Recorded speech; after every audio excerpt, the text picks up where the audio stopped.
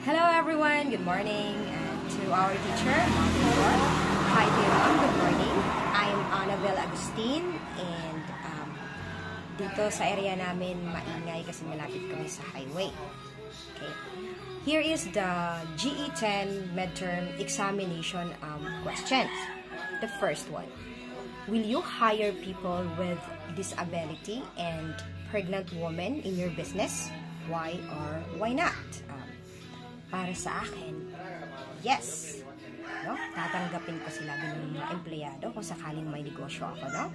Kasi dito sa mundo, walang nilikha ang Diyos na walang silbi. Lahat tayo may silbi. Kahit ano ka man, kahit no? At bilang magiging, kung sakaling maging empleyado na sila, no?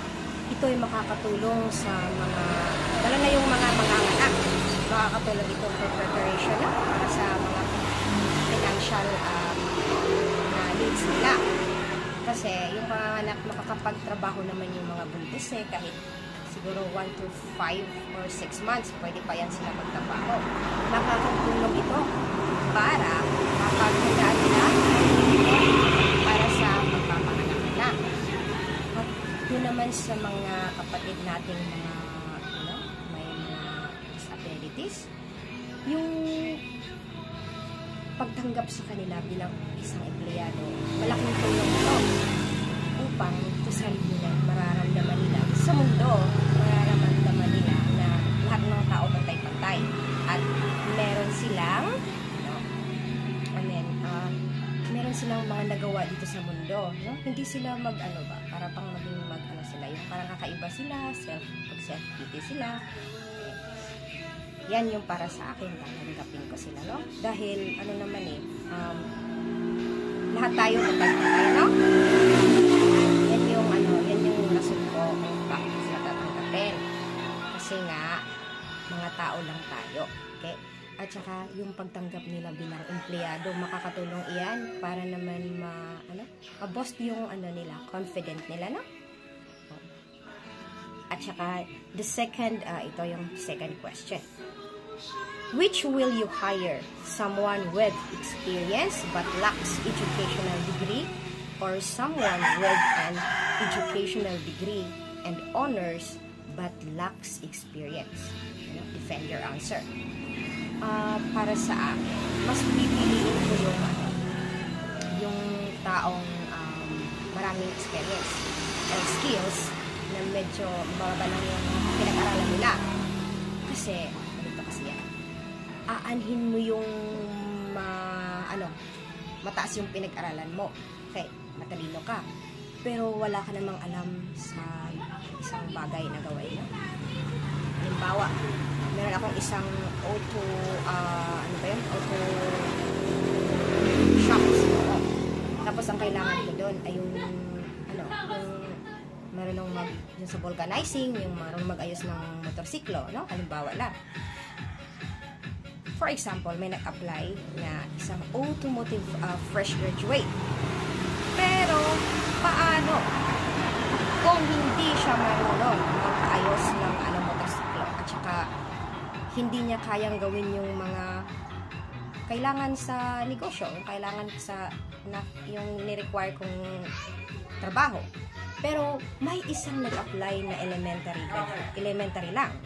Pero magaling siyang marunong siya sa mga vulcanizing, marami siyang skill. Skilled siya. Marami siyang natutunan. So, paano mag-work ang isang business kung ang empleyado mga hindi pa skill? So, mas pipiliin ko yung skill na mababa lang pinag-aralan kaysa doon sa degree holder na wala pang alam, no? Nag-aano pa lang, nagsisimula pa lang kasi mahalaga sa negosyo yung mga kasama natin sa negosyo ay mga sila, more on experience and skills sila. Yan lang po. At number 3 question. Skills, knowledge, and attitude. These are the criteria when looking for an employee. What do you think comes first? Second and third. Okay. Given that all cannot be equal, explain your arrangement. Okay. Magandang question to no? Para sa akin, mauuna yung attitude.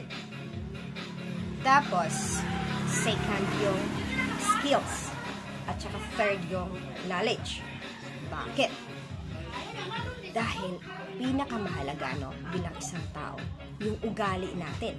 Kasi, ang ugali, yan yung nagpapatibay ng relasyon between employer and the employees. Attitude, yan yung nagpapatibay. Ang skills naman, yan yung parang mag-develop ng progress ng business. Tapos, yung knowledge, para sa akin, pang lang yan, pang last. Kasi yung knowledge, ayan, yung mga ideas na nila na ma-share nila, Kasi nga, aanuhin mo yung skills na maraming natutunan. Pero, ang pangit-pangit ng ugali, masungit, madaling magalit. At aanhin mo rin yung matatalino. Matatalino, ang dami niyang idea na i-share sa'yo, ganito, ganyan. Pero, tamad naman.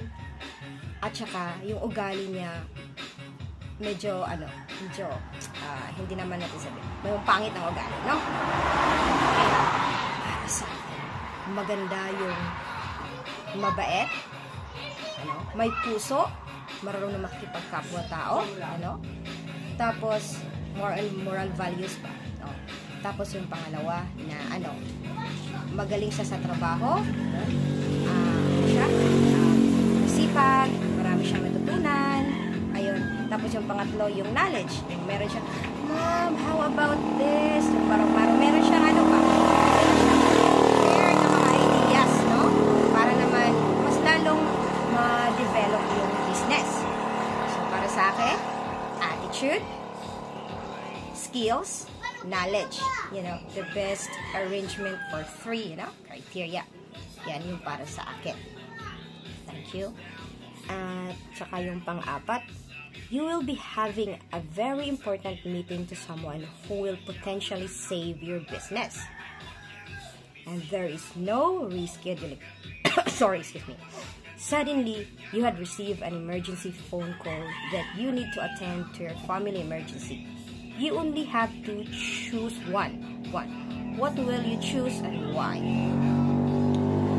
Para sa akin, mas pipiliin ko unahin ko yung pamilya ko. Alam niyo kasi, dito sa mundo, mahirap at hindi na natin mababalikan yung mga magandang alaala. Nakasama natin yung mga pamilya natin, Mahirap na. Yung mga nakalipas, yung mga masasayang alaala, mahirap na yan. Pero sa negosyo, habang buhay pa, meron pang pag-asa, Habang, buhay pa, habang may buhay pa yung tao, marami pa mga oportunidad na darating sa buhay. Pero, ang buhay natin, sa mundo, lang tayo dito, mawawala din yung, parang lang tayo dito sa mundo. Parang yung buhay natin, hiram lang natin sa may kapal. At saka yung pamilya natin, pinakamahalagang, kung meron man tayo, yan nga, yung mga magagandang alaala, yung mga good memories natin, paglipas niyan, pag mawala na yun, pag meron tayong mawalang isang member sa pamilya, wala na ang lahat. Hindi na natin maibabalik pa. Kahit gaano pa tayo kayaman, kahit gaano pa tayo kadaming pera, alam nyo, useless din yung lahat kung mawawala din naman yung pamilya natin. Kaya, pipiliin kong i-attend yung emergency ng call from my family rather than attending those business appointment. Thank you. At the five question ito. The economy is experiencing recession combined with inflation and your business is affected. You have to choose whether to lay off employees or to make them work half day only to accommodate everyone. Defend your answer. Consider that working half day are still entitled to pay mandatory benefits, which is an additional cost for the business. And if you will lay off, it adds up to more unemployment and poverty. Mahirap na tanong to. Mahirap sagutin tong tanong na to para sa akin. Kasi nga, pero ito na, sasagutin ko na. Para sa akin, mas pipiliin ko pang isara yung negosyo ko at ayun, i-let go ko yung mga employees ko. Kasi nga, mahirap paasahin or magpanggap na okay lang ang lahat, pero hindi pala. Mas lalo silang masasaktan, no?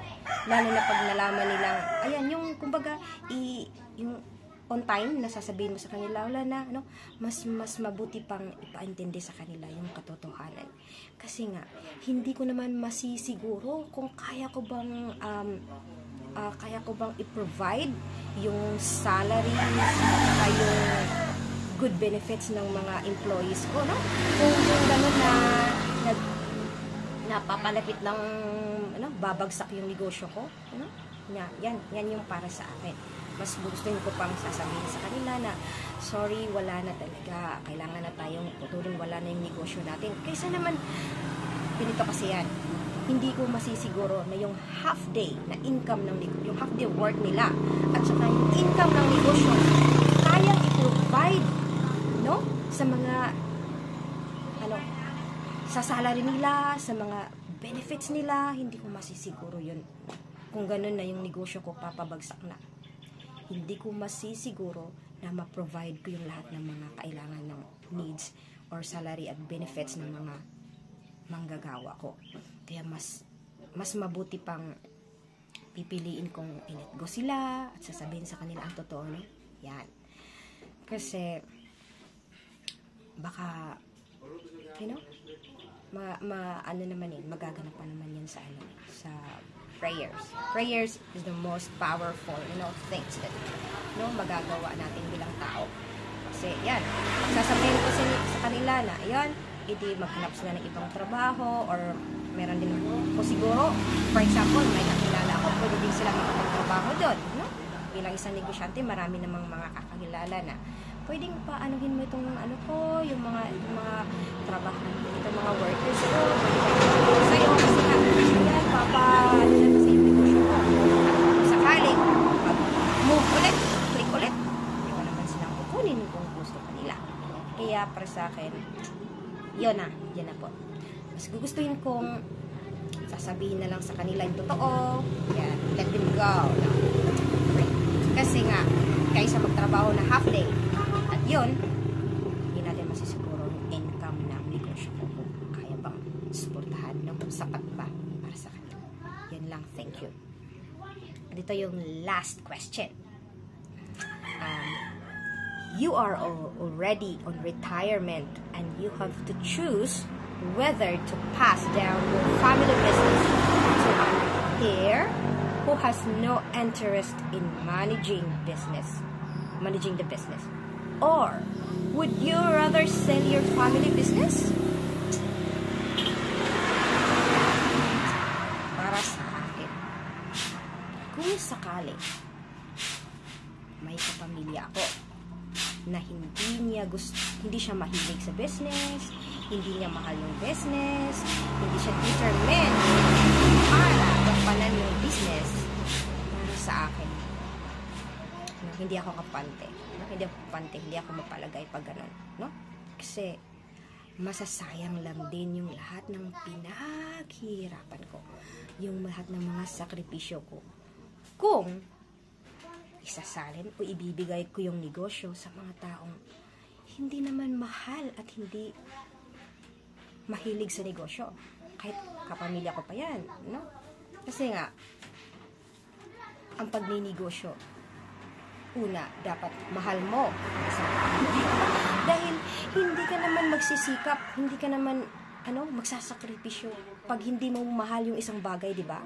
Yan, paano mo magagampanan yung responsibilidad mo sa negosyo?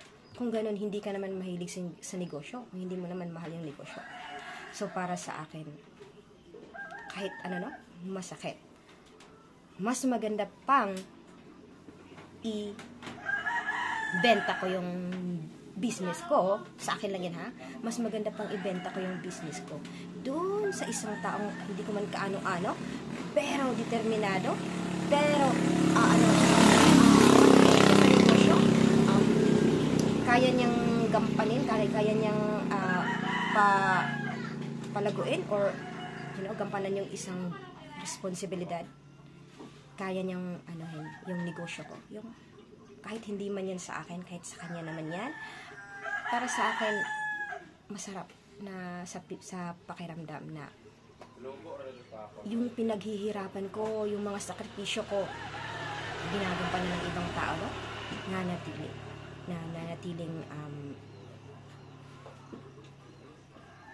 yung negosyo stable, ganyan. Kaysa naman dun sa kaano-ano ko or kapamilya ko na yan, hindi wala lang, lang, parang masasayang lang din lahat, lang yung negosyo ko, kumbaga down, yung malulugi.